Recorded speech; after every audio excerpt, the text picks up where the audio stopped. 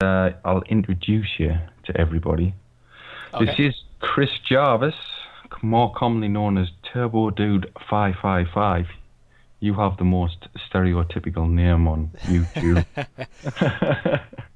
It was an old skater nickname, so when I made the channel where all my stuff is, that just sort of happened. It just carried on from there, really.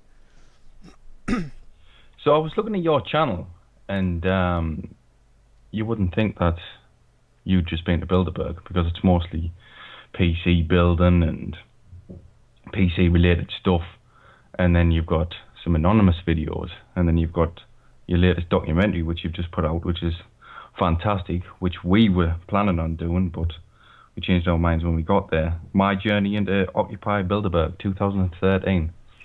Yes, well, it was my first protest I'd ever attended, so I did pick a big event to go to have my first bit of action. What brought you to Bilderberg though? The whole event, really. I mean, I'd seen and heard about it before, mostly because of Alex Jones's documentaries, and I thought, ooh, if they're definitely meeting in the UK, I would love to be there. Not just to meet all the alternative media like yourself and Alex Jones, and I was hoping to be there for quite a while, but I had work on the Friday, so I had to go back on the Friday morning. So how That long you been watching Alex Jones for? probably a good 10 years now. Wow. You picked it up. Long time ago, I got into Alex Jones's stuff. I came across his stuff by accident, actually. Mhm. I was just doing some general research on 9/11 during one of the anniversaries, and I came across one of his documentaries. I think it was one of the police state series. Mhm. Road to Tyranny, I think, was the Yeah. first one I saw. Then I was like, this guy's actually onto something.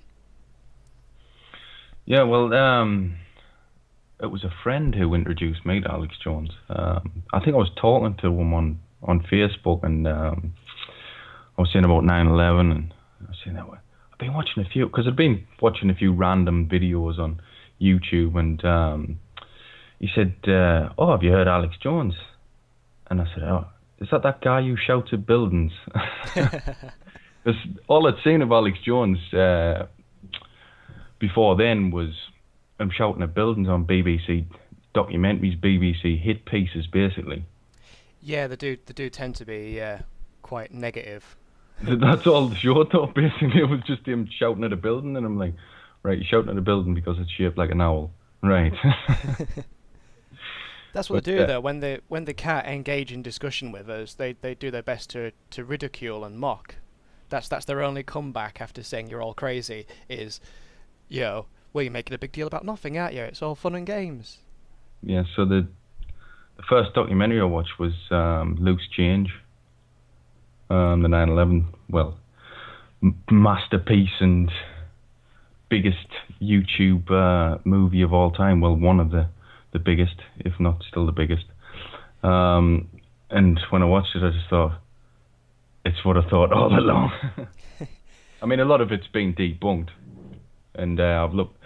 See, I'm not a conspiracy theorist down the lines of total conspiracy. I like to look at the debunking and then say, right, let's do a bit critical thinking. What is the truth here? But debunkers I found are just as bad as die-hard conspiracy theorists for bullshit, Oh yeah, definitely. because they've both got an agenda. Die-hard conspiracy theorists want to prove it's a conspiracy at all costs, and debunkers want to debunk it at all costs. And the things they try to debunk when they clearly they have some element of conspiracy to it, are just unbelievable. Oh, there was a BBC documentary. I think it was called Conspiracy Files or something, and Hmm. they tried to debunk the one of the big 9/11 issues. I personally believe Building 7, and they had this young scientist guy. I can't remember where he was from, and I think it was Mark Ronson that was talking to him, and he says, "Well, it does look a lot like a controlled demolition, to be honest." Hmm. And this scientist guy was like, "Well, yeah, it does, but it's not. I was like, that was your whole evidence against it. You're just saying it's not. That was it. Nothing special to try and debunk it. He was just saying, well, it's not. I work for MIT and I can tell you that it's not. Well, we talk about it on the show all the time. Building 7's a hot topic on the show. And we've got a top physicist guy who phones in, and he thinks it was basically an insurance job. He said that either pulled it down for safety, or did it as an insurance job. And I was saying, well, how could they rig it that quick though? And well, he's ex-military as well, and he said, oh, you can wrap it really quickly. It's like wrapping a coil around a piece of wood or something like that. But I still wasn't convinced by that. But I don't think I'd be convinced by that. It made sense because he was saying, like Alex Jones says all the time, that he heard on CBS radio when he was in the car when it happened, and they were saying, oh, we're bringing it down for safety. We're bringing down Building 7. And he said the same thing. He said, I heard it on TV. They said, oh, we're bringing it down. Yeah, there was a lot of witnesses to that fact. There was that Red Cross guy, wasn't there, that said about the guy over radio who's heard the countdown go over the radio. So he's a good witness to the fact that there seems to have been some premeditation to the whole thing. It's on record that Silverstein was onto the insurers saying, if we blow it, will you still pay out? And they must have said yeah, and then they pulled it. That's what he said though, didn't he, on, was it CBS? Yeah, and then they had the order. Then we give the order to pull it. And I was like, all right. So people asked him after, oh, did you mean that you blew the building? No, I meant we pulled the firefighters. Which were out, which weren't even in it, yeah. Yeah, they were out. They left it hours earlier. But, but getting back to Bilderberg anyway. When we went, we were going to shoot a documentary exactly the same as what you did. And then we arrived and realised we were the only live stream going for the whole day. We expected there was going to be a bunch of people live streaming. You were live streaming for a period, weren't you? I tried, yeah, but I didn't really have a way to recharge everything, and the camera from my phone wasn't working too fantastically. All I could see was, my father actually tried to ring me during live streaming to say that they couldn't hear anything. So I was like, I might as well just give up, tell everybody where my channel is, and then wait for me to upload the proper footage off my Canon, because I was recording both at the same time, live and not live. Mm-hmm. Yeah, so it didn't work out entirely to plan. We realised we were the only ones there, so I thought, right, start this live stream. I already had 3 batteries for the phone, because I thought, right, I want to be prepared to do this all day anyway, but I wasn't expecting to have to. And then I just live streamed solid for 2 days. We did a little bit live streaming when we met you the day before. Thought, right, we were walking up, just the same as you showed on your documentary piece, where you're just walking up to the Grove. We were walking up and said, right, we'll start the live stream. And then we went round and stopped by the police straight away, saying, he says, oh, right, so where can we go? And I said, oh, well, if you go up the back, I've heard you can get entry that way. So we thought, right, go up the back and go all the way around, and we can get to the gate that way, because we weren't even at the gate yet. So we went all the way around, come down the path towards the gate, and then the cops from outside the gate came over and said, you're aggravated trespassing. And I was like, oh shit, we're going to get arrested. And then he said, but you're okay, as long as you just go around there, where we'd just been, and that's when we met you. We just walked straight past you the first time. We didn't even notice anybody. Yeah, it was a bit weird going up the day before, because I wasn't expecting to see a soul, apart from the police, but the police presence was already massive. How long had you been there when we arrived? I literally got off the train at about 4 o'clock. I'd been delayed so many times. I was hoping to get into London by about 1 o'clock, and then be in Watford for maybe 2. but I had a cancelled train, as you saw in the short I say short, it's 2.5 hours, the documentary, and got into the hotel and just thought, well, I'll go over, wander up, have a look, see what's what, get a lay of the land, and that's when I saw you guys about 5 or 6 o'clock. We nearly destroyed the whole thing. Well, I nearly did, because I lost my bag on the underground.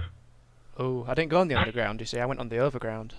Yeah, we got off one underground, and then I was just getting the tickets for the second underground, or overground, whatever it was.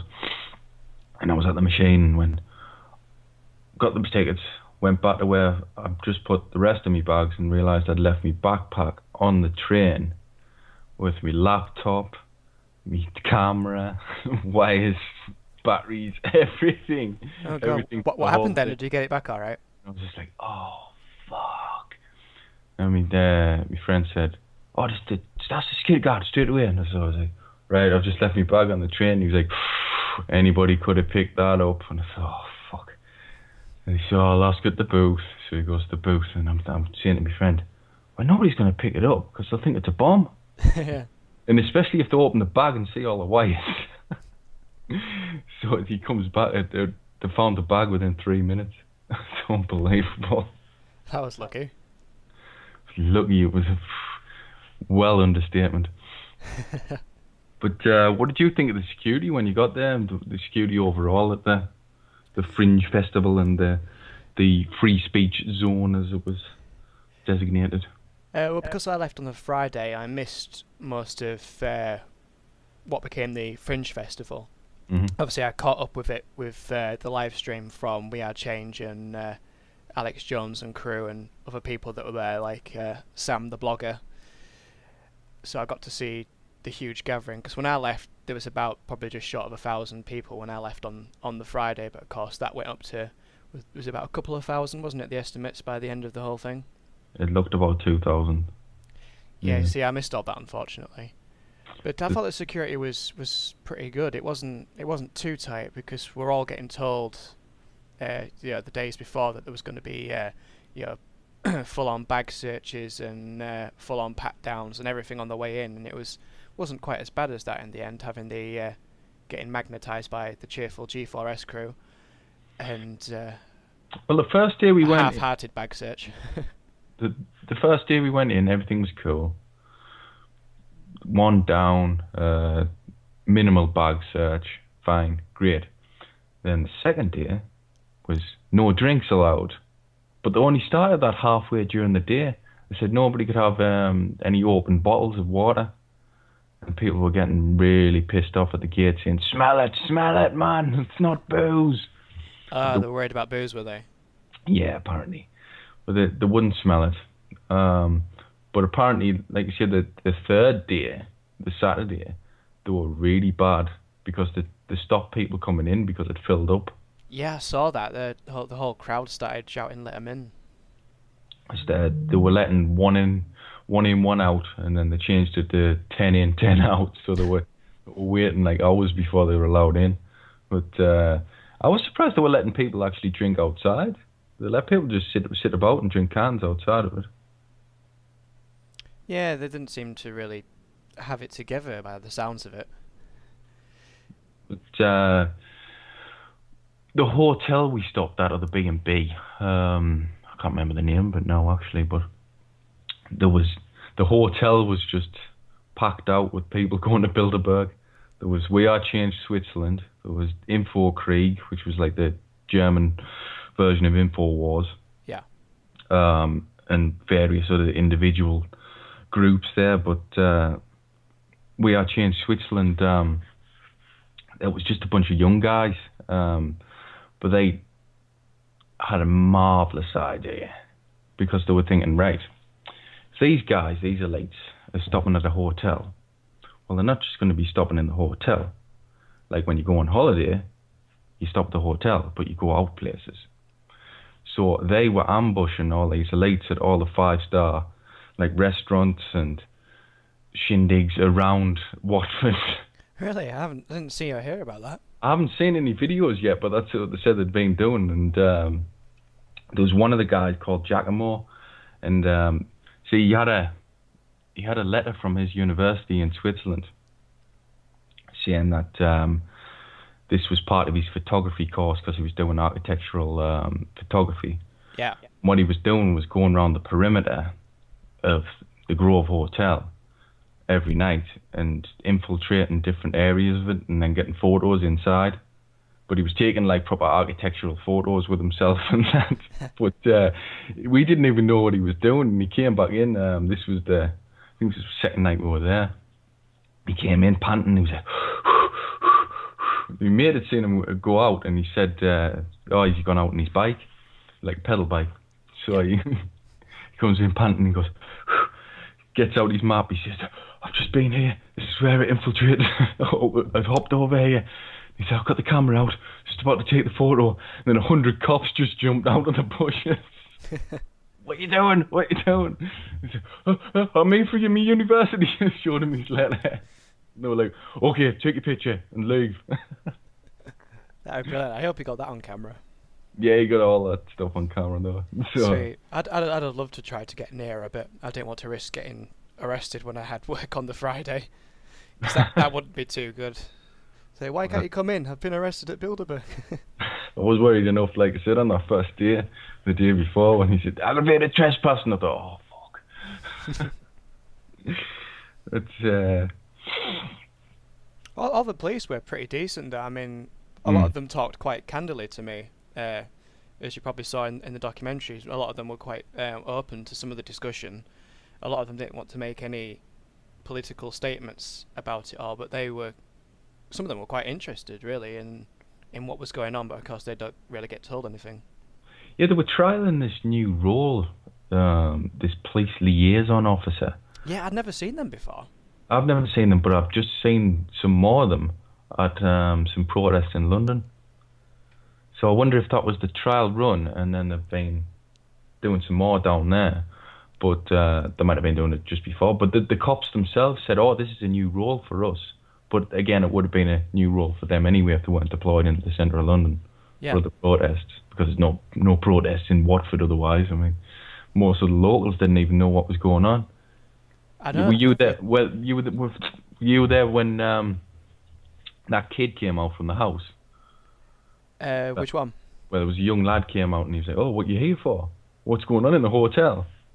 Oh yeah. I also had a guy in a truck opposite the Grove asked me what was going on. I was like, that's pretty shocking when there's people from all over the world coming to cover this event and you literally do not know what's going on in your backyard. The thing is, it was in the Watford Gazette.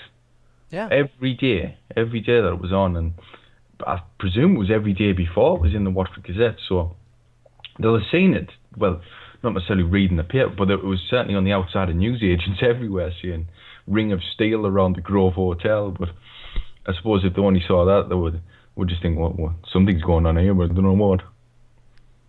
Yeah, that's the thing, because even though it was reported, there was just so many people that didn't know what was going on. But it was amazing to see people living literally opposite the hotel that still didn't know there was anything going on. Yeah, like you said, the cops were fantastic. We were sitting down talking to them most of the time. I got loads of them on the live stream and footage of many a conversation with them. It was interesting because a lot of them were waking up as as the festival went on, as the protests went on. They were like starting to listen to people and like, maybe. Oh yeah, definitely. When people were saying, well, it's going to turn around to you, it's going to turn around to your pensions, and it's going to turn around to your jobs. Who do you think is going to take your jobs? G4S over there. And that got a few of them. As soon as you pointed to G4S and said, that's who's going to take your jobs. I hope not, because G4S are half as cheerful as the normal local Bobby. They were fine, like I said, on the first day, and then they just got progressively worse. I've heard from some other groups who were there saying that they were absolutely horrible the third and fourth day, but there wasn't many people there on the Sunday, apparently. Apparently there was only like 150 people there or something on the Sunday. Sunday's a day of rest. People don't go protest on a Sunday. Of course. But yeah, I mean, I commend you for getting 2.5 hours footage. I didn't realise you would have so much. I thought, oh, he's going to put about an hour together. Well, in total, it's about 10 hours worth of Wow. footage, and I thought, yeah, I can't upload 10 hours of footage. A, it's going to be boring, and B, most of it's just me standing in a field filming everybody as they came in. So I had to pick out all the the choice bits, as it were, and I thought this is going to be quite long. I might as well just have it as a documentary because I filmed so much stuff. Hmm. I had a slightly amusing opening with my anonymous mask and my cup of tea, and filmed the journey down. And I thought, I might as well make this into something, and try and get rid of a few hours worth of footage. You got your anonymous mask took off you, didn't you? I did. They wouldn't let me come in with it, and then when I got back up here and I was watching the videos of the event, and there's plenty of people with anonymous masks and I mean, balaclavas, and I was like, why did they single out just me? I never got it back either. The G4S guy that said, leave it there and you can get it back on your way out. On my way back out, I was like, can I have my mask back? And he's, what mask? I was like, you tosser. it seemed like a bit of a half-hearted effort about the masks, because there was that poet guy who was standing there in an anonymous mask. But the cop came over and was like, oh, well, you can wear it for your performance, but you're not wearing it otherwise. And he was like, all right, bugger off, basically. And then Gun, the Glasgow Underground News Network, who I met there, they came in and they had masks. They were wearing theirs. They had them on the top of their heads. That's what I mean. The security was just kind of, while good, it was still kind of a shambles because there didn't seem to be any consistency to everything that was going on. Like some people were getting stopped from drinking, like you say, and some people were fine to drink away, and then there was the whole mask thing. I was surprised they let dogs in as well. Oh, the dogs lightened the mood. It was great, but it was like, that was strange. I thought they wouldn't let them in because they'd be fighting with each other, or possibly fighting with each other. But they were all great anyway. Yeah, they're all fantastic. But yeah, again, the cops were great. We had many a conversation with them. But G4S, on the other hand, there was one guy in particular who was nice at first, and then he started getting arrogant, and he was shouting at women on the gate, and it was the big young lad. Oh, is that the one that I had a really cheerful picture of? Yeah. Yeah, really big guy. He's like, oh, this is the security entrance. He just looks at me and glares. So he wasn't very happy. He was not happy at all. I've been on everywhere on the internet. Can't believe it. Take pictures of us. I'm everywhere anyway. But yeah, when Alex Jones arrived, obviously everybody mobbed him. That was to be expected. But he wasn't used to that. See, it doesn't really happen in America. People go around him, but don't mob him like they did at our Bilderberg. But I think that's just because they don't see him that often. I mean, the last time he was here was when he did Terror Storm. Yeah. Which was a good few years ago now. Yeah, it's about 2006. That. Mm-hmm. So everybody mobbed him. I don't think he realised how many fans he has over here as well. That was hilarious when he was on the barge. That was great. I watched that on YouTube. I was like, saw the link for it, like Alex Jones on the Builder barge. I was like, the what? I was like, that was fantastic. It was right in the middle of the grove as well, so they've been able to hear him from the hotel itself. I really hope so. You can just hear him ranting off the top of his fucking megaphone. What the fuck? Where's he at? You can just see this barge coming down the middle. I can't believe I missed that. That was on the Friday, wasn't it? I think it was, yeah. I think it was. Don't quote me on that. But I thought it was a bit weird when David Icke walked in. I realised he was coming because there was a lot of people wearing David Icke t-shirts. All his fans were there. Yeah. And a lot of people were saying, well, he's not here today, he's coming tomorrow. And I thought, well, there's a lot of people wearing his t-shirts today. That's not a coincidence. Then he walks in. But he walked in like Jesus. walked in like the cross between Jesus and the Pope with his hands out type thing, like he was healing everybody. It was just weird. It was like an eerie thing when you walked in. And then he got mobbed. Yeah, he's probably just taking it all in. He's a very, very spiritual guy. What do you think of David Icke then? Quite mixed, really. I've watched pretty much all his films. I say films, they're more like presentations here, there, and everywhere. Yeah, his presentations like the one in London, The Lion Sleeps No More and all that. Yeah, the Wembley one was really good. You see, I quite like him on one hand, and on the other, I'm like, he goes off on the tangents about the interdimensional controllers Reptilian and stuff. The reptilian thing. It's just like, you really ought to focus on the stuff you can prove, because it's all well and good saying, all these people are evil and they're being controlled by a higher evil power and stuff, but to say that because there's a lot of historical and archaeological evidence of people worshipping lizards doesn't mean there's lizards. Doesn't mean there's lizard people. I watched one, and there was about 6 or 8 hours. I can't remember where it was. I've watched the one in Melbourne, and the Wembley one's 12 hours. Yeah, that's a lot to get through. This one I watched, he didn't mention interdimensional lizards or anything like that. It was just an inspirational talk, and I thought, well, that's perfect. That's the platform you should be on. But like you see that some of his other speeches, 98% of it perfect, and then he goes off into that, and you go, oh, did you have to mention that? That's what I like. That's what makes me a bit. I don't want to say wary, because that gives the wrong vibe. I like him, but to a point, I say when he goes off on the whole reptilian thing, it's like you're going off into something that, well, I can appreciate you believe in, that unless you're gonna bring some evidence for it, then I'm gonna tune out that bit, that bit until you get back onto something interesting like the New World Order and stuff that you can prove a lot easier than you can by saying, well, just trust me on that one. Well, that's the thing. I think it can be absolutely fantastic, and then that bit just spoils it. It does, yeah. That's the message overall. It switches a lot of people off. But on the other hand, he can't complain about his fan base, because it's massive now. And when he first started, he was ridiculed. No person could have been ridiculed more than he was. Oh yeah. And people over the years have realised, hang on a minute, he's not just talking about interdimensional reptilians and the Queen's a lizard, whatever. He's actually talking some sense here.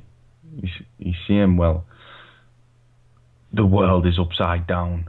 There was one piece where he was talking about how there was kids writing the names on bombs to go and drop on other kids. And he's saying it's an absolute upside down world. He's right. He's very right on that. He's right on a lot of things. And he's talking about like the monotonous day-to-day life of humans going to work and going home, eat your tea, go to bed, get up, go to work. And he's just saying that we're more than this. You can be more than this. Surely humans are capable of more than that. It's monotonous. Oh yeah, of course we are. Life's deliberately monotonous. But like I said, I don't mind his views on anything, because anything that he said is nothing that hasn't already been said in religions. I mean, you just have to look at Christianity, that they believe in a magic man in the sky that controls it all. That's ludicrous to some people, but you wouldn't give them the same ridicule that you give David Icke. Oh no, of course not. You got to be very careful with religion. You upset somebody. and they talk about demons and all the things that he talks about. In one way or another, it's in a religious text somewhere, and that's where he's got a lot of his stuff from, actually. Well, that's what he's done. He's looked at all the religions and said, there's constant themes, recurring themes in all of them about good versus evil, and that we're all spiritual creatures and capable of so much more than what we've been led to believe. Hmm. So anyway, have you started any networks with people since Bilderberg? Have you met up with other people while you were there and kept in contact? Not particularly. No, it's just yourselves. Try to contact Luke Radowski because he said, "Oh, when your video goes up, man, Mhm. you've got to send me the link." But I think he's still away doing something at the moment. Yeah, because he went straight to the G8 in Ireland, didn't Yeah, there was no stopping that guy. He was everywhere, anywhere, and everywhere, wasn't he? he? Well, I was going to give him my SIM card actually, because he didn't have a UK SIM card with enough data on it to do his live stream. But he said the day after, he said, "Oh, well, I actually caught him talking to somebody, one of the organisers or something, and he was tapping into some Wi-Fi somewhere because he was asking for their IP." And then I caught up with him later, and I said, "Oh, do you still want that SIM card?" He said, "Oh, I think I'm okay, but," he says, "I'll take it anyway later." And then I saw him live streaming later on, and I thought, "Oh, I need my phone anyway to phone the missus." But yeah, I was going to give him that. And he was, "Oh, buy it off you, I'll buy it off you." Because we had a gift card for him with unlimited data. Yeah, I'm quite tempted to get one of those. It's only £12 a month. That's a lot better than what I'm on. Yeah, exactly. I wish I'd found them before I went on a 2-year shitty, horrible contract with O2. I've only been with O2 once, and I wouldn't do it again. I'm How still so? with Orange, or EE as they're now called. What a Did you know- stupid name. Did you not have a signal on O2? I couldn't get a signal anywhere where I live with O2. It is better than what it was, but it was awful. Well, you couldn't get GiveGaf then.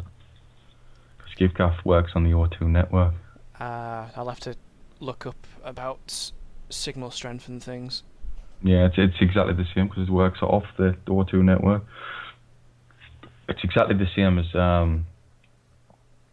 there's a network in America called Ting, which is the same thing. It's no contracts. Basically the same kind of deals. You get unlimited data and stuff like that. But they piggyback on their strongest provider as well, just like they do. Because generally O2 is the strongest provider. It's a full signal here. It was full signal at Bilderberg. Yeah, I had a good signal with Orange when I was at Bilderberg. Because that was another grey area when I was hoping to live stream. I was like, I don't know what the reception's going to be like down there. Did you actually catch any of the elites coming through the front gate? I did in the documentary. Yeah, I included all of the vehicles that came past. Did you catch anybody? Did you actually get the faces or anything? Because I saw the vehicles going past, but yeah, I don't think I got any really clear pictures because most of them had their windows up and stuff, and it was pretty tricky to see in unless you had a really good zoom, which I didn't. I just had the standard zoom on my camera. How come you didn't have a zoom on that camera? Because it looked like a pretty flashy camera.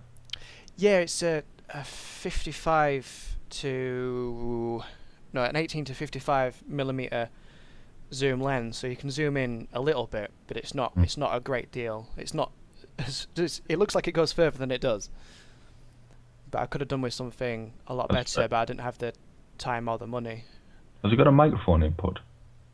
It does, yeah, so you can put external mics on. That's exactly what I'm looking for. So how much would one of them go for? External mic, cheapest I've seen on eBay is about 25 quid. The camera itself? Yeah. That one that I have is a 550D. They tend to go new on eBay for about £450. Mm-hmm. If you get a second-hand one, it can be anywhere from 200 to 300. That's probably what I'm looking for. I just want something with an external mic because I want to get into actually confronting MPs as well. Well, the built-in mic's pretty decent. I mean, yeah, all in that documentary filmed off that Canon was just with a built-in mic, and it was enough to be a good 5 or 6 foot away from like Michael Meacher, MP, when he was discussing about Bilderberg and it being a conflict of interest. I was a good 5 or 6 feet away from him, zoomed in, and you could still hear him quite legible. It was very good, but in a bustling situation where there's multiple voices, it's better to shove the mic in somebody's face and say, Oh well, yeah, it's better to have yeah, a directional mic so you can just pretty much pick up whatever you're pointing at rather than the surrounding. yeah, because I want to confront the likes of Ed Balls and Peter Mandelson and anybody else who attended the Bilderberg meeting and ask them face to face, what did you talk about, Ed? Nothing, we went to play golf. I found it remarkable. You know, Alex Jones when he was on the politics show. Did you see that? That was great, yeah. It was fantastic. It was up there with the Piers Morgan. But yeah, Alex Jones caught him. I think it was just before they went on. Said, "Oh, what did you talk about at Bilderberg?" And he said, "Oh, well, the rules are made above me." So he said he couldn't talk about it. Yeah, somebody, I think it was Paul Watson. He confronted them as well, yeah. Yeah, he said, and he actually used the Parliamentary Act to say, you know, you're an MP meeting behind closed doors like that with foreign power brokers is actually illegal. And he said, well, I'm not an MP. But Tony Blair was the same when We Are Change confronted him, because the We Are Change knew beforehand that he'd lied to Parliament. Yeah, I filmed Luke talking about that. Yeah, he lied to Parliament about going to Bilderberg. He said he'd never been. So he went up to him and said, "Oh, so you went to Bilderberg?" And then he was like, "Oh yeah, we had some interesting conversations." And nothing, it's a conflict of interest. And because he'd been hit with a real question, which he wasn't used to, he just went, yes? That was brilliant. If only more of them slipped up that often like that. But it came out after that, the Chancellor, he was there in his official capacity. So he was there as the Chancellor when it's supposed to be an off-record meeting. I saw a video of Alex Jones interviewing a guy in one of the press tents at Bilderberg, and he was talking about how they put in a Freedom of Information Act request, and they denied the information to whoever requested it because they were actually discussing policy in there. Yeah, I filmed a bit of that on. So yeah, on that was camera in phone. your. Yeah, I think that was in your documentary actually. Yeah. But yeah, he said the Freedom of Information request was denied on the grounds that they were actually discussing policy, which they deny. Did you see the debate in Parliament about it? Yeah, I watched a bit of that. It was funny to see them try and deflect any and all questions about it. It was disgusting. All the MPs just laughing and just like a bunch of monkeys in a chamber. And then anybody's ever talking, it's just raw, raw, raw, raw, raw in the background. It's like a Punch and Judy show at the best of times. They were just making a joke of it. Dennis Skinner had uploaded his bit of that debate. He stood up and he said, all these people that attended Bilderberg, the bankers, the MPs, all these elites, and not one of them saw the financial collapse coming. Or maybe they caused it. Yeah, he's got some brass ones as that guy. Straight to the point. It was Ken Clark who was chairing it because, of course, Ken Clark leads the charity for Bilderberg and is one of the strongest members of Bilderberg itself. And he also denies being a member of Parliament. Yeah, of course. There's certainly some interesting names that attend there. It has to be said. It's mostly male as well, which seems a little bit sexist. I mean, you can literally, because of the official list of attendees being leaked and stuff, you can see exactly pretty much all of who went. And it just beggars belief that these people just go there to talk about golf and casually chat about world events and have no input on it when, you know, you got, you know, members of finance from various different countries and CEOs of banks and economic and financial affairs, policy forums, just about everybody you can think of. Oil companies, internet giants like Google, Amazon. Yep. Everybody basically in control of insurance groups, Barclays, Zurich. And at the same time, when all of this was going on this year, it was a massive thing, a campaign against lobbying. And then there's 150 of them in one building, all talking to each other. Yeah, and some of them convicted of lobbying and other scandals. It's all okay for them to meet in secret, apparently. Which it's going to come out in the open, one way or another. But there was somebody on BBC, and he was saying, well, Bilderberg are just going to have to come out and explain what they're doing now. It's absolutely ridiculous. It's like, what's so ridiculous about that? That they have to explain what they're doing in there? Yeah, I think Alex Jones made the best point. I think somebody made the point before him as well. The fact if it was a lot of Hollywood stars meeting there, it wouldn't be as half as secret as it is. There's no other meeting like it, to the degree of the people that are going there and the degree of secrecy around it. And security, like the 8 and 9 foot mesh freedom fence. No fly zone as well. Yeah. It's like, it's not secret, there's nothing to see. We just need so much security so you can't get in to look. They reckon there was special forces in there as well, There was a bit of everything there, wasn't there? Yeah, because that guy, like was said from The Way I Changed Switzerland, he said there was like 100 cops and different clothed people just jumped out. And it was like, shit! He said they were all hid in the bushes. And all of a sudden there's 100 of them just stood up. Yeah, a few people said that. That guy that was talking about trying to get really close, the guy with a big beard, he was just saying that, as soon as one policeman walked towards him when he was trying to sneak in, he turned around to leave, and then more just appear. So they're just hanging around in the woods and stuff, knowing people are going to attempt to try and sneak in. The thing was, I know there was a few people pictured, other people had a couple of pictures on the front gate, but I don't think anybody came through that front gate. What, Bilderberg-wise? Yeah, I don't think any of the elites actually came through. I mean, there might have been a couple, but I think they all came through that back gate. That's why they closed it off. Oh yeah, there definitely some came in that way, but there was a few photographed on the way in, because I know there was that former Israeli guy, was he a president or something of Israel? What's he called? Davignon or something like that. Edson Davignon or something. He was photographed just winding his window up as he came in. Somebody had a picture of who they claimed to be Hillary Clinton as well. It certainly looks like her. Yeah, it did look like her, but can't be sure. But she was certainly there. David Cameron went there eventually. Yeah, and then he's not saying what happened. And he said he wanted to have the most transparent government the country had ever seen.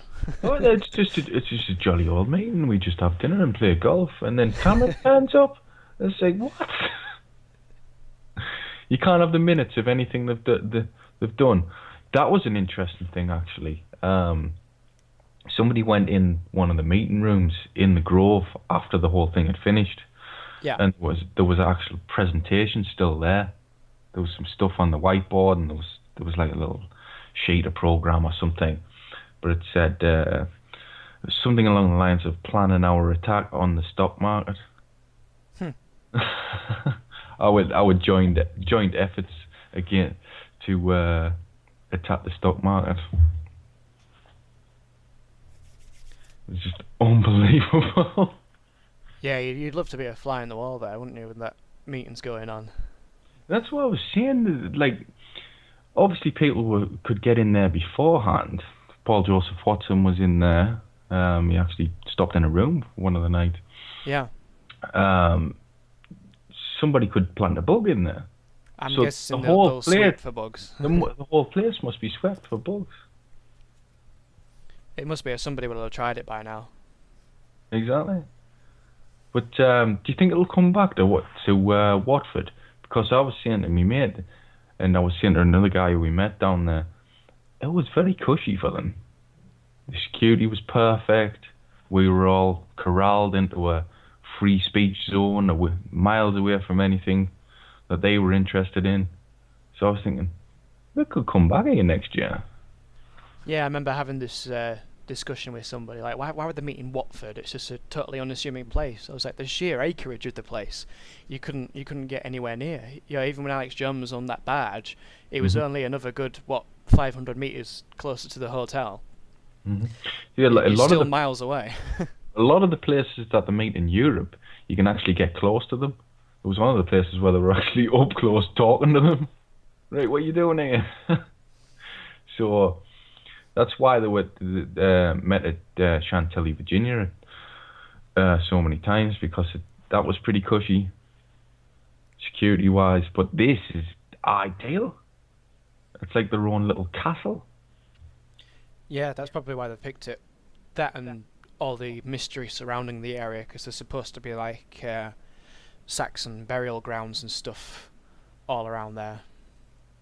Yeah, it's a crazy place. There's a lot of history to the Grove of lords going there to basically have big orgies and all sorts of crazy rituals that will have happened there as well. No doubt. You see some of the artwork as well. You see that crazy skeleton that was coming out of the water? Yeah, the InfoWars crew made a big deal about that, because it was very, very transhumanist, having this, supposedly human skeleton coming out of the primordial soup, as it were, but then having all these metal attachments on its body, where the skin was melting away, and then there was metal panels in place. It seems to be suggesting about merging with machines and things. Yeah, which is the elite's plan. They want to basically live forever and merge with machines. They've talked about it in many books and literature. Oh yeah, of course, it'd be the rich and powerful that get it first, and then we'll be left behind. I saw yesterday actually they've got over all the complications for a head transplant. All right. So they can transplant an elite's head onto somebody else's body. Yeah, well, they did it with some monkeys, didn't they, in the 90s? I think it was monkeys, or it might have been dogs. They swapped the head around and it was completely fine. You're like, wow. Well, that's like the age-old thing. That's like the Frankenstein thing. Yeah, it was disturbing as it was fascinating that it worked. It's horrifying to think that some of these elite bastards will literally live forever. They already do. It's like all these elites, they all live well into the 90s, and it's like that old saying, only the good die young. Oh yeah, because we have to suffer with all the GMO and stuff while they have their own organic farms. Yeah. It's like I always joke about the groom with the stool, with the queen. That was brilliant. I missed that when Alex was talking about it, because it was so hot that day. Even my camera was saying, this is too hot. I'm going to randomly turn off at intervals. I missed so much stuff. But the reason to do that, and I'd thought about this actually when he was mentioning the groom with the stool, and I looked it up. And the reason to do that is because the easiest way to find out if you've got a disease, a cancer, or anything like that is to check your stools. So that's why they live forever, because basically, like royalty, because they're checking the stools every day. So practically, if they've got a cancer, they catch it on the day they've got it. Yeah, it won't surprise me if it still goes on. Oh yeah, I was reading in one of the papers, they were saying that they'd changed the name to assistant toilet. Yeah, you can look it up. It looks pretty much certain that they still have the groom of the stool, and it would make sense, like I said, because that's the easiest way to find out if you've got any disease. And then you've got all the things that they have access to medical wise that we don't have access to. Oh, of course not. I'm guessing they'll certainly have the ability to access stuff that we haven't even heard about yet. Of course. It's like when things go on trial. How many years is it before you get that drug? It's the same thing. They know it works, so they just give it to the elites. That's all it's about. A lot of the hold-ups just, we'll give that to the elites first. Yeah, then, again, that wouldn't surprise me at all. Oh yeah, I think that's pretty certain. It's the same with technology. It's like you see all the latest military technology. That's like, some people estimate that's like 30 years behind what they really do have. Oh, definitely. You only have to look, ironically, you only have to look back at old technology that was clearly very futuristic for the time. When you look at things like the stealth fighter and stealth bomber, you look at that and you think, oh, it must be quite recent. And then you hear how old it is, you're like, wow. I saw the stealth fighter. That and the Blackbird, the, what is it called? The XS Blackbird. Yeah. The really big bomber. And you're like, that's really, really old. And you look at it and it still wouldn't look out of place in today's military. I saw the stealth fighter at an air show at Sunderland, actually. And it was flying over the next day. It was flying over my house. And it's the creepiest thing when it goes over. Because it does look like it's a UFO going over the top, and it's got really no sound to it as well. Yeah, well, they reckon the fighter jet is responsible for a lot of UFO sightings because it's a triangular shape, especially at night time when you just see this triangular black silhouette and a couple of lights on. That's described a lot in all the UFO literature at the time when the vehicle was secret, so it was probably responsible for a lot of UFO sightings, is that thing. It's exactly what I say to people on the show who's into UFOs. My view on UFOs is I want to believe in it, but I need it proven. It's a nice thought. Yeah, I'm the same. I find it all fascinating. I mean, it's fascinating. I'm a nerd at heart, so I know there has to be aliens out there because the mathematics is quite simple. There must be life out there, but I don't think it's visiting the planet just yet. I think that the Roswell incident alone is a very interesting thing. The most interesting thing about that is whatever did crash there, they put it onto two planes. They put the wreckage onto two planes because they were so worried about losing whatever it was. So then again, it could have just been another secret test. Oh yeah, but like they went back to the old story. They've changed the story about 3 times, but the most recent one, they went back to the same story, saying it's a weather balloon. That doesn't float, that one. They were coming out. They came out of the press. All right, we'll tell you now. It was a weather balloon again. Like, I thought you were going to come out and say, oh, it was technology of the stealth fighter or something. You know what I mean? At least be truthful about it. But I think that's probably what it was. It was just some futuristic technology they were working on. Why wouldn't they admit that now? Surely it's in production now. Yeah, maybe it's a really, really secret. Or maybe thing. Maybe it's something they use in secret, like laser weapons and stuff like that, which have pretty much been proven to be used in the field of battle, but they won't admit it.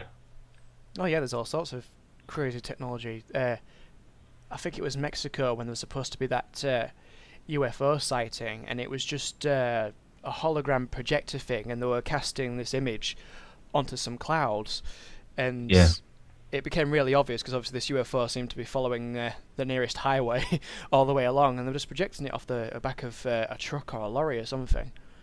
But that was amazing to watch the footage of. Yeah, they can do that. They can manipulate the clouds and make them spin in spirals and all sorts of crazy stuff. Yeah, the most interesting UFO stories for me that I really like to hear is stuff from the military when even they don't know what they saw. Yeah, like the disclosure. Those are the best ones, like the Rendlesham Forest incident in Suffolk. That to me is the most interesting story. It's the most famous in the UK at least. What's that one? But that was great. The Rendlesham Forest incident. Oh, you've got to look that up. I probably have heard of it, but don't know about that. A UFO buzzed a military base. It flew over it, looked in, and then went and landed in the field next to it. So all these soldiers were like, well, we're going to have to go and look at what this is. So they took some audio equipment, some radiological scanners and stuff, and they went out into the forest. All the while talking on the tape, saying, "Oh yeah, it's hovering, so far above the ground, can't really see what it is. It's spherical, it's glowing." And they go up to it, and then it disappears, and then comes back the next night. It's just stories like that are fascinating at the same time. Yeah, kind of terrifying if it's true, because the military, even they're going, "What the fuck was that?" There was a similar one on the second season of Paranormal Witness in America, and it basically had civilian witnesses to it, and then it had the police witnesses to it, because they got called out, and the police were chasing it down the street. So there was multiple police officers on there telling the story, and then it was like reenacted.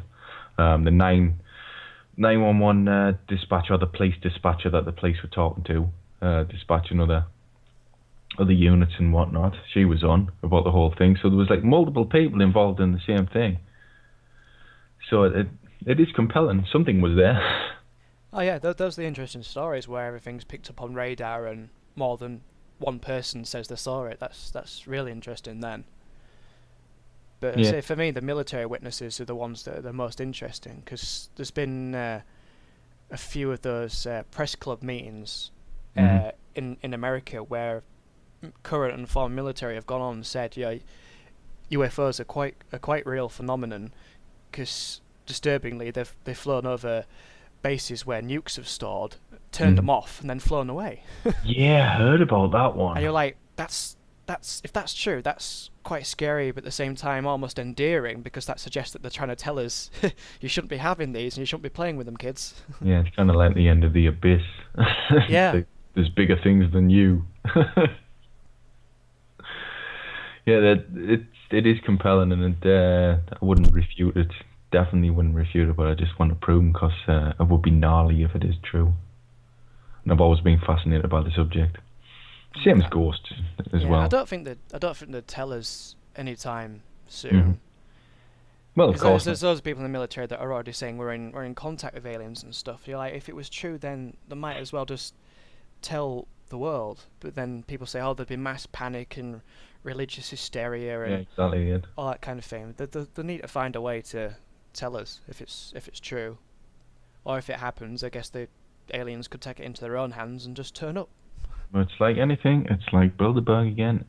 You're never going to find out. It's like the assassination of Kennedy. You're never going to find out. You might get a little bit of a snippet, but you're never going to find out.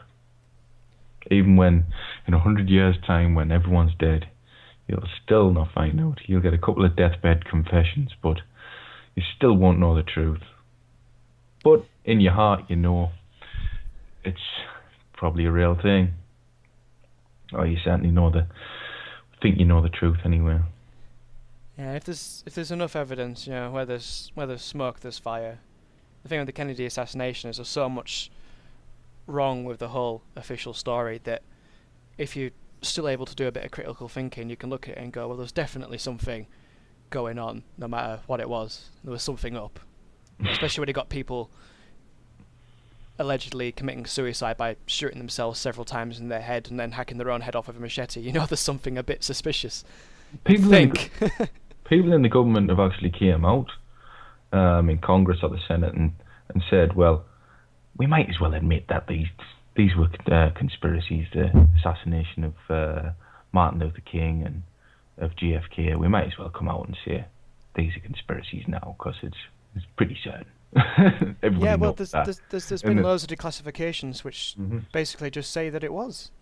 I mean, the House Select Committee on Assassinations with the JFK thing, they conclusively proved with all the audio recordings that there was more shots fired than what we were told. And as soon as they were getting quite close, and all their funding was stopped and everything, as usual. Probably over 20 bullets shot at the car. There was 5 or 6 in the grass alone. At the side, there's a photo of the cops actually pointing at the 5 or 6 that are in the grass. Yeah, it was either a cop or an FBI agent picked one of the shells up, but it was a completely different caliber to what was really Harvey was supposed to be using, and that cop had turned up dead. They're not shy about bumping people off if they find out anything really, really conclusive. Yeah, the ex-military guy who phoned our show said it was a three-man hit team. It was a classic three-man hit team. And then it, like a triangular thing, it's just to make sure that you hit them. But yeah, there was probably over 20. There was one bullet went off the top of the windshield. There was one went through the windshield. So, and then they say, oh, well, it was a magic bullet that just went in and out and through the driver. And, and then they find the magic bullet on the gurney. Almost completely intact. Totally intact, no dents whatsoever. Hey, we found it. It's the most amazing bullet in history.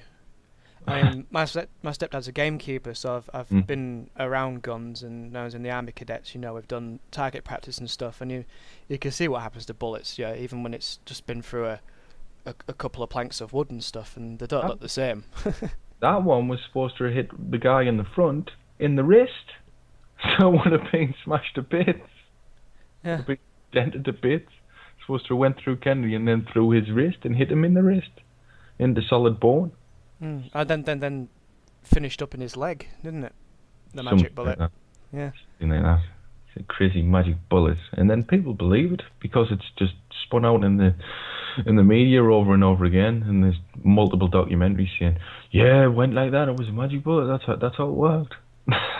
And you go, "Yeah, maybe it did. Maybe it did." It's just crazy just how elaborate some of the lies can be, and people still manage to believe it.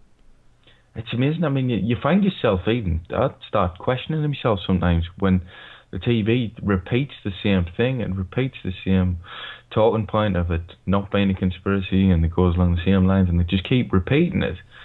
If somebody keeps repeating it, you start going, well, maybe it's not. And you start to forget, like, the truth of the matter. And that's how it works. Yeah, that's the conditioning. That's how it works. They keep ridiculing, keep repeating the same talking points, or completely distract from any of the main issues, and then you start to forget what the whole thing was about. That's why they have a comedian on the Conspiracy Road Trip on BBC. It's to ridicule. I can't watch any more of that. I tried. I'll watch them all. I love watching hit pieces. I just tend to get too annoyed when I watch hit pieces. I do try to watch as many as I can, because, like you were saying about watching the debunking programs to see what they have to say. It's good now, though, because the people that are picking that they are picking for the show are usually from groups, like some of the groups that were at Bilderberg, so they know the score, like We Are Change groups or whatever. So they know the score. So they record the show with the BBC, and then they record a YouTube video saying exactly what happened, everything they said, and then the actual BBC hit piece comes out and nothing's in it. So you know it's bullshit. The things that concern me, though, are when they apparently deliberately interview some of the craziest people that they can find. I mean, there was one documentary, I think it was the BBC again, they were doing about the London bombings, and they chose to interview a guy to represent us, the conspiracy theorists. Yeah. And one of the other things this guy is into is saying the Holocaust didn't happen. And of course that is an incredibly taboo subject. And to be on TV saying, that's one of the other things I believe in, as well as these conspiracy theories, is that World War II never happened. You're just like, I can't see that guy represents all of us. They love doing that. It's like the global warming thing. Yeah. They call that anybody who doesn't believe in CO2 causing global warming. They call it climate deniers, because they're trying to put you in the same bracket as Holocaust deniers. Yeah, that was a very deliberate smear. Was that one? Yeah, it's a deliberate thing. So because it gets in your brain. And you put it in the same bracket because it's the same word in the same sentence, and you go, oh yeah, well they're just dummies. But like I say, people are waking up now, man. People realise that they're going to be conned when they're going on the show, so they film it themselves. I've seen that there was a recent one on Channel 4, which was a UFO one, and you can believe what you want about it. It was about abductions. But they did a lie detector test on one, and she filmed the whole thing, the whole lie detector test herself, and then Channel 4 put theirs out, which was a joke, really. They said she'd failed the test, but the test itself was inconclusive. It was total bullshit. The creepiest thing was, the weirdest thing, they did the lie detector test, filming it, and then they finished, and then the cameraman came in and said, "Oh, can you just pretend you're doing the test again so we can film it?" Like, what? I'd have said, "Fuck you." You're not putting false reactions on the fucking screen. The next thing they'll try and say that she was faking it and stuff. It was horrible. The thing was, the person that did the lie detector on, her daughter had just committed suicide the year before, which is unbelievable, putting somebody through a lie detector when that happened. Even BBC bottled on their conspiracy road trip on UFOs. They bottled putting somebody through the lie detector.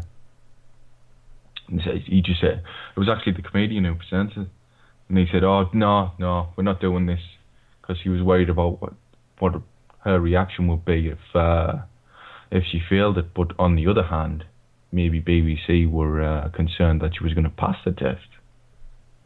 Yeah, the thing with lie detector tests, they're not completely infallible. It's total bollocks.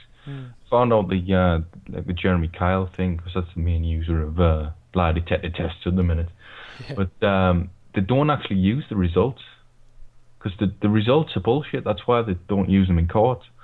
They don't prove that you're a liar or not. The measure is your response to a question, which is not conclusive.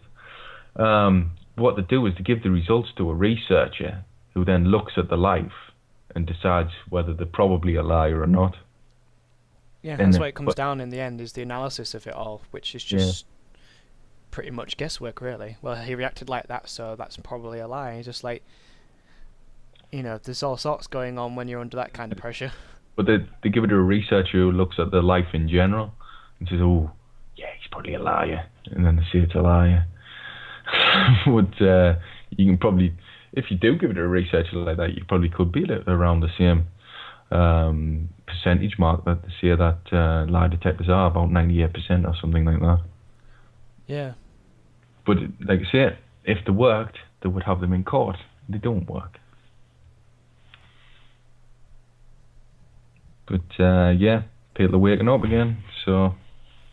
Oh, definitely, there's kind of an explosion going on about people waking up at the moment. Yeah, I've even got family waking up at the moment, and my father's got to be one of the most anti-conspiracy theorist people ever. See,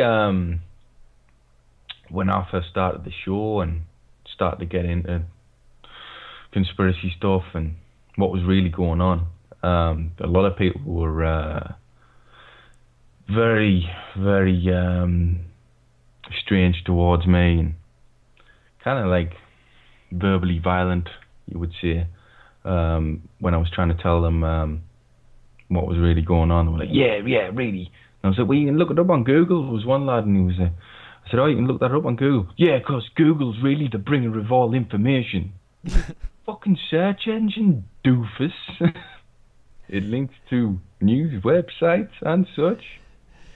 Yeah, I get that all the time. You get people that will want to have a serious discussion about it, even if they're skeptics. Then you get people who just say, "Oh, this guy's just making it all up, isn't he?"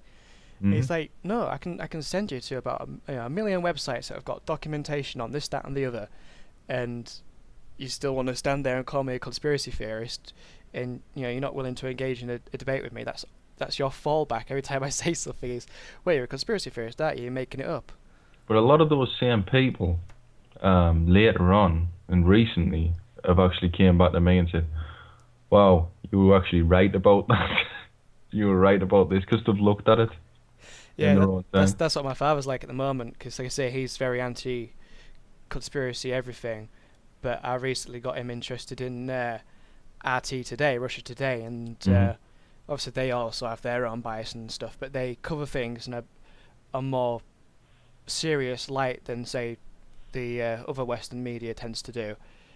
And so he's been finding out about the whole GMO thing and them been dangerous and stuff. And he was like, you know what, you're right about that. And I'm like, ooh, dude, does that mean you might watch this documentary stuff? He's like, no, I don't want to get too scared by it. It's like, wait, you've got to. It's not a case of getting scared about it. It's about knowing about it, protecting yourself, and then warning others. See, once I think a lot of people get quite worried that if it is true, then it's going to change their life. And for some people, that's quite scary. See, once over, they could just demonize a country like Russia, and you could get a totally false story easily because you never heard their side of the story, you never heard their news. Now we're in a world of everybody's news. The Chinese have just started their own channel, an English channel. So you're literally going to get every side of every story, which is great, because in the world of the internet, you're getting that anyway with YouTube. Oh yeah, YouTube's a powerhouse and a treasure trove of information that most of it tends to disappear rather quickly these days. all the stuff for the military coups going on in other countries and stuff, you'll get a video quite up. It's like, oh yeah, 10 civilians taken out and shot by this dictator, and then the video disappears within minutes. It's too late by then though, because about 100 other people have already saved a copy of it and they're uploading it on their own channel. Yeah, it just goes viral. It's quite futile to try and pull one video down. They have to be really quick. It is amazing how much censorship there is on YouTube though. It is. It's getting really bad, especially with all the there's like all these fake groups that go around trying to say they own things.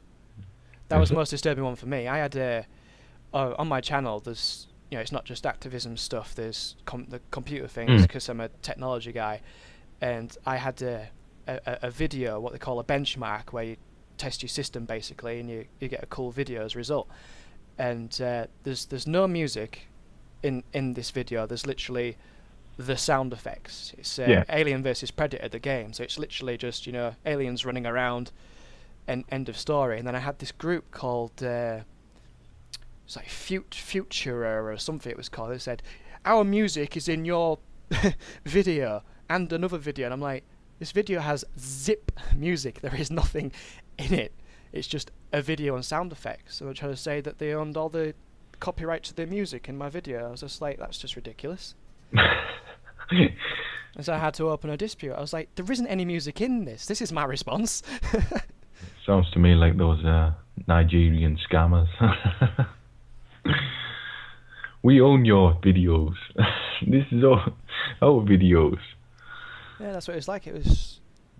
I was really, really disturbed by that, because I was like, I wonder how many other people have taken down, their videos because they felt threatened by it.